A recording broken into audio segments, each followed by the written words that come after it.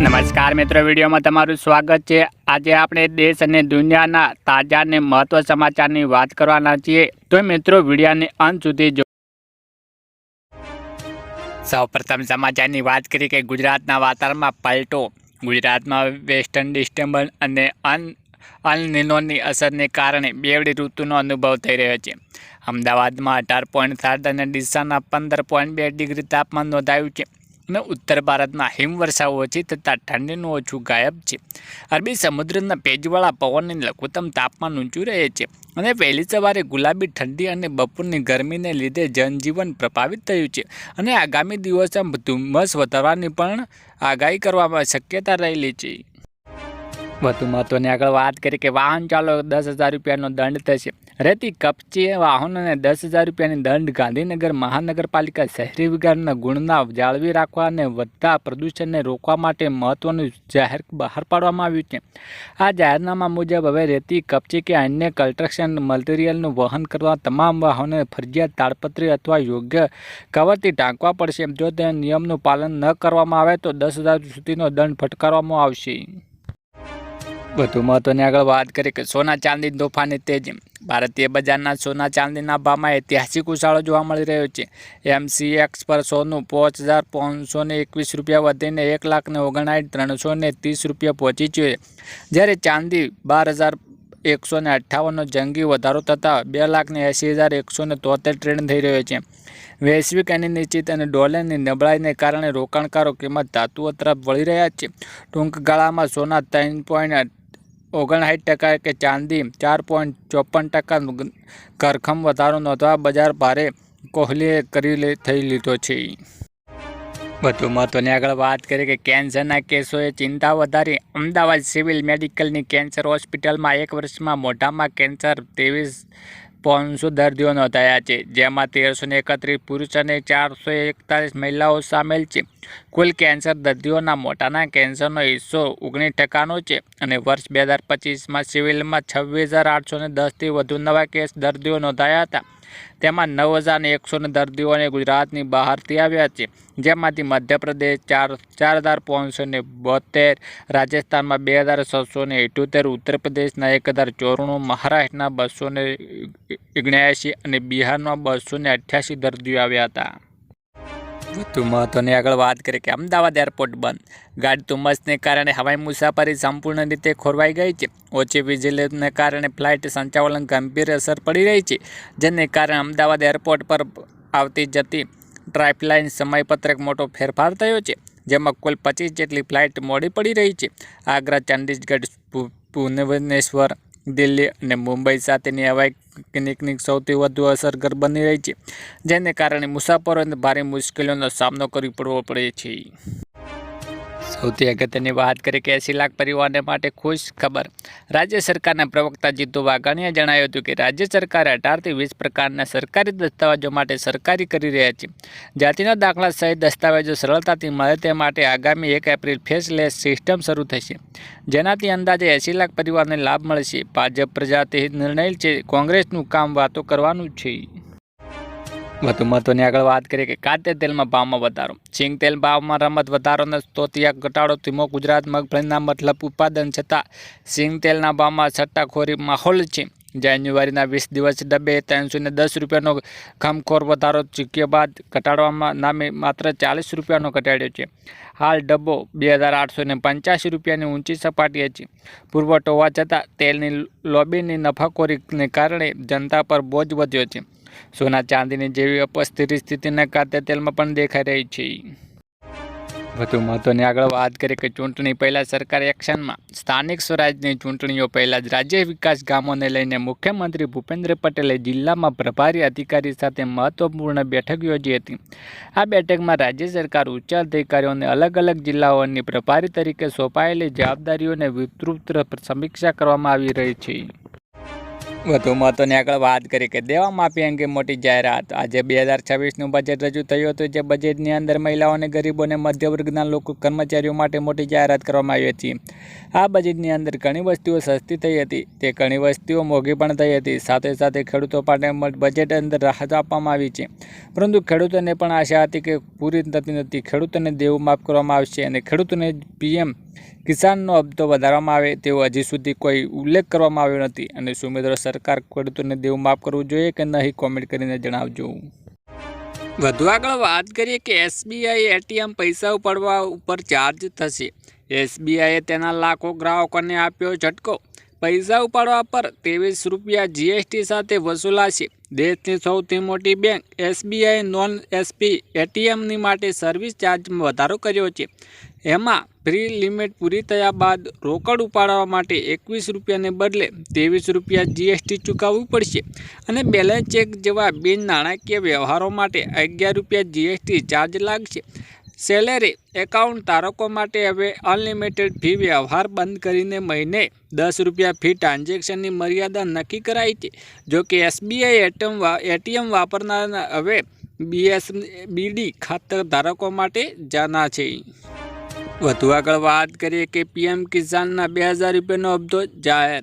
2 વાગે કિસાન સન્માન નિધિને વાર્ષિક ₹9000ની મળવાની આશા. ખેડૂતો માટે PM કિસાન યોજનાની રકમ 50%નો વધારો થઈ શકે છે. વાર્ષિક ₹6000ના બદલે હવે ₹9000 મળી શકે છે. જો સરકારની આ રકમ વધારશે તો સરકારી તિજોરી પર વાર્ષિક આવક ₹95,000 કરોડ ખર્ચ થશે, જેનો સીધો લાભ 11,000 કરોડ ખેડૂતો પર પરિવારને જ મળશે. વધુ આગળ મહત્વની વાત કરીએ કે ગેરંટી વગર મળશે ₹90,000ની લોન. નાનો ધંધો શરૂ કરવા છતાં લોકો માટે સરકારે હવે કોઈ પણ ગેરંટી વગર ₹90,000 સુધીની લોન આપી રહી છે. આ યોજનાની મુદત વધારીને 31 માર્ચ 2030 સુધી કરાઈ છે. આ લોન કુલ 3 તબક્કામાં આપવામાં આવે છે. પ્રથમ તબક્કો 15,000, બીજો હપ્તો 25,000નો અને ત્રીજો હપ્તો ₹50,000 એમ કરીને ₹90,000 આપવામાં આવે છે. આ માટે કોઈ વસ્તુ ગીરવે મૂકવાની જરૂર પણ નથી. માત્ર આધાર કાર્ડ દ્વારા અરજી કરી શકાય છે. અત્યાર સુધીમાં 69 લાખથી વધુ લોકોએ આ યોજનાનો લાભ લઈ ચૂક્યા છે. વધુ મહત્વની આગળ વાત કરી કે સરકાર પગાર વધારશે. કેન્દ્ર સરકારે 8મા પગાર પંચના અમલ પહેલાં જ કેન્દ્ર સરકાર દ્વારા કર્મચારીઓ માટે મહત્વપૂર્ણ સમાચાર આવ્યા હતા. સરકારે એક નવું સંયુક્ત પગાર ખાતું પેકેજ જાહેર કર્યું છે. આને એક બેંક ખાતું હશે કે કર્મચારીઓને એક જ પગાર ખાતામાં વીમા, લોન અને બેન્કિંગ સેવાઓ ઉપયોગ કરવાની મંજૂરી આપશે.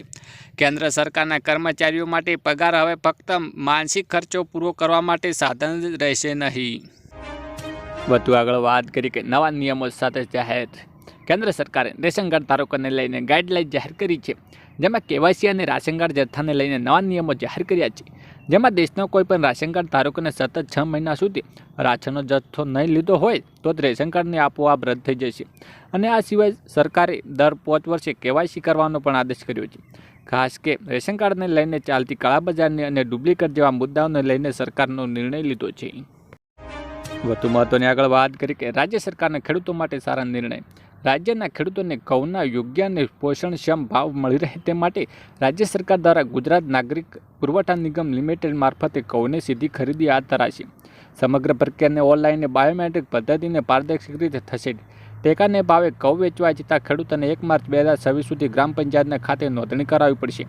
નોંધણી કર્યા બાદ SMS દ્વારા ખરીદી તારીખ મળશે અને 4 માર્ચની 15 મે 2026 સુધી ખરીદી શકશે. વધુ આગળ વાત કરી કે ખેડૂતોને 1-2 લાખ સહાય યોજના. ખેડૂતો માટે ઇફકો અને સંકટ નામની યોજના શરૂ કરી છે. જેમાં જો કોઈ ખેડૂતો ઇફકો પાસેથી 25 થેલી યુરિયા ખાતર ખરીદે તો ₹1 લાખ અકસ્માત વીમો અને યુરિયા DAP ₹200ની બોટલ ખરીદે તો 2 લાખ સુધીનો 1 વર્ષમાં મફત અકસ્માત વીમો મળે છે. જે ખેડૂતોની ખેતી દરમિયાન જાનનું જોખમ વધારતો રહેલા તે માટે આ યોજનાને આશીર્વાદ રૂપે આનો લાભ મેળવવા ખાતર ખરીદે છે સ્લીપ જરૂરી છે. વધુ આગળ વાત કરીએ કે ભાજપ આપશે મફત ગેસ સિલિન્ડર. દિલ્હી સરકારે હોળી અને દિવાળી અંગે મહત્વપૂર્ણ નિર્ણય લીધો છે. રાજધાની મહત્વના આ 2 મુખ્ય તહેવારોના મફત ગેસ સિલિન્ડર મળે છે. મુખ્ય મુદ્દો એ છે કે કિંમત સીધી સિલિન્ડર નહીં પરંતુ લાભાર્થીઓના બેંક ખાતામાં સીધી ટ્રાન્સફર કરવામાં આવે છે. મુખ્યમંત્રી રેખા ગુપ્તાની અધ્યક્ષતા મળેલી બેઠકમાં 300 કરોડના બજેટ મંજૂરી આપવામાં આવી હતી. આ યોજના ભાજપ ચૂંટણી ઢંઢેરામાં આપેલી વચન કે એક ભાગ હતી. હવે તેને અમલ મૂકવામાં આવી તૈયારીઓ છે. સૌપ્રથમ સમાચારની વાત કરીએ કે સીએમએ બજેટને લઈને આભાર માન્યો.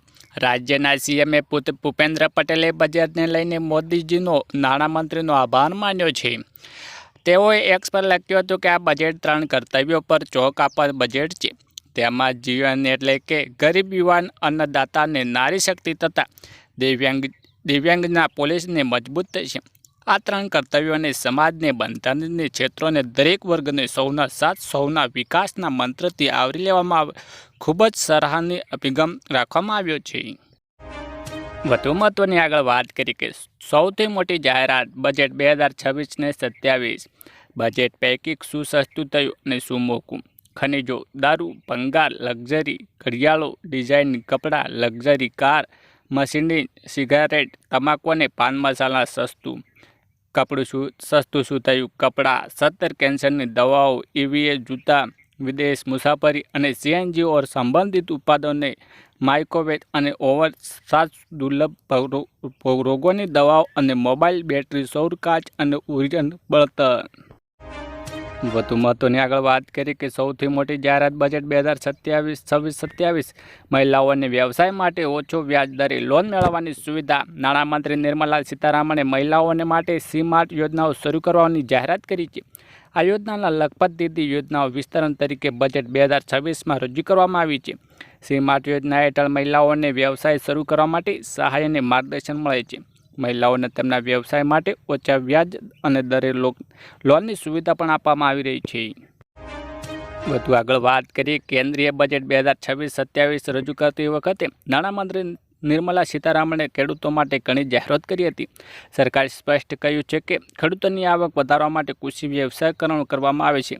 ઉત્પાદન વધારવામાં ઉચ્ચ મૂલ્યવાન પાકને ખાસ ભાર મૂકવામાં આવે છે. આ નિર્મલ નામના મધ્ય કદાચ ખેડૂતો માટે ખૂબ જ ફાયદાદાયક સાબિત થશે, કારણ કે પરંપરાગત પાકોની આગળ વધીને ઊંચા બજારના ભાવમાં ધરાવતા પાકોને ખેતી કરવાની તેમની આવક ટકાઉ વધારો કરવા માટે મદદ કરે છે. સિંચાઈ પર ધ્યાન આપવામાં આવ્યું છે કે કારણ કે યોગ્ય સિંચાઈ વિના ઉચ્ચ મૂલ્યાંકન પાક ઉગતા મુશ્કેલ કે સરકારને પહેલાંથી જ PM કૃષિ સિંચાઈ યોજના ચલાવી રહી છે. આ યોજનામાં બજેટમાં માળખારૂપ સુવિધા મજબૂત કરવા માટે પાણી ઉતરાની વાચતે આ પાણી ઉત્પાદન સુધારો હશે અને પૂરતું જોખમ ઘટાડવામાં આવશે. જાહેરાતની આવક બમણી કરવામાં સપનું નજીક લાવે છે. Yeah.